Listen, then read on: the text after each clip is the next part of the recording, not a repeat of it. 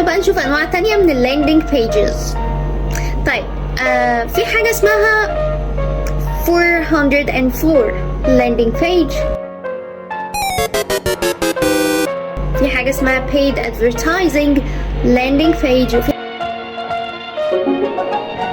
حاجة اسمها about us landing page.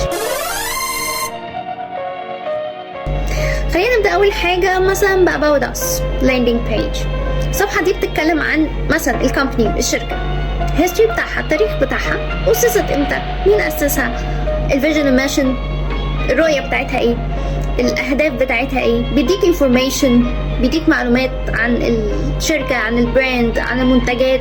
وبعد ما يديك كل الديتيلز دي at the bottom of the page في نهاية الصفحة يبتدي يقولك بقى اختار حاجة من ده. تحب ان انت تفولو اس، انك يعني تتابع الصفحة دي، سبسكرايب، تسجل، حابب انك ايميل، انك تبعت ايميل مثلا لشركة لو عندك تساؤلات معينة.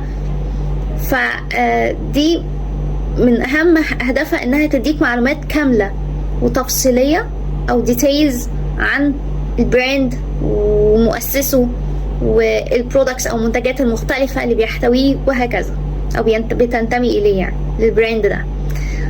ده مختلف تماما عن صفحة اسمها 404 landing page وظهرت قدامنا كلنا 100 مرة قبل كده. دي صفحة اللي هي مفيش حد بيحب انها تحصل معاه انها تظهر له ايرور، في خطأ ما حدث. وبنشوفها دايما اللي هو يطلب منك انك to be patient او انك تكون صبورا حتى الانتهاء من معالجة هذا الامر. ممكن يعتذر لك ويشكرك على صبرك لحد ما تتحل المشكلة والصفحة ترجع تشتغل والقصص دي.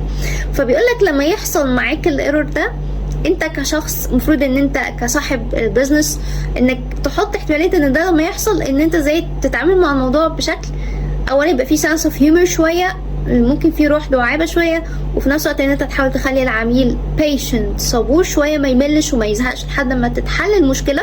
وممكن تستفيد من ده، تحصل على انك تقدر lead generation او تحصل على new leads يعني، او عملاء جدد من خلال الصفحة دي اثناء انتظار الشخص، بانك تديله different options او اختيارات مختلفة. يعني مثلا تقول له مثلا تحب ان انت تتفرج مثلا على البلوج بتاعنا اللي هو فيه معلومات عن كذا. طيب مثلا would you like to know more information about مثلا البرودكت، او تحب انك نديك معلومات اكتر، تدخل على صفحة تعرف منها طبعا لينكات، يعني تضغط على اللينك ده فتعرف معلومات اكتر. طب مثلا تحب ان انت register with us، يعني ان انت تسجل معانا في الويب سايت ده وفي الصفحة دي. فلما بتديله اوبشن، اولا عملت له distraction على الحاجة اللي ضايقته وخليته يصبر شوية قبل ما يقعد يقرا الحاجات دي، وربما يضغط عليها وتبقى انت كسبت عميل جديد، سجل معاك، بعت ايميل، عرف معلومات، فبعد كده خد قرار ان هو يشتري.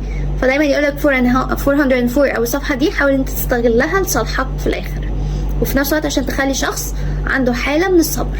طيب في حاجة اسمها paid advertising landing page.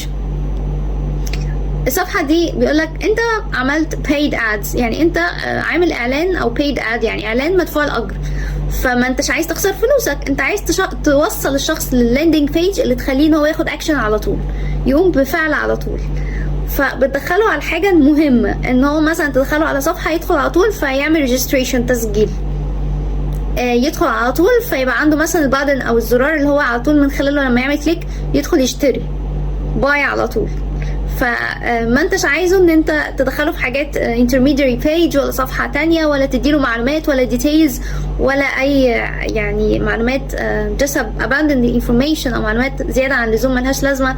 انت عايزه على طول ياخد action، فبدخله على الصفحة directly اللي انت عايزه يدخل عليها، ومن خلالها ان هو to take action عشان ما تخسرش فلوسك يعني على الفاضي. فاهم حاجة ان هو يقوم بالاكشن اللي انت عايزه. طيب لسه في بيجز تانية، خلينا مع بعض في الفيديو الجاي. ده طلعوا فيديوهات كتير قوي يا جماعة، معلش بقى، بس حاول اتكلم عنهم بريفلي كده كلهم.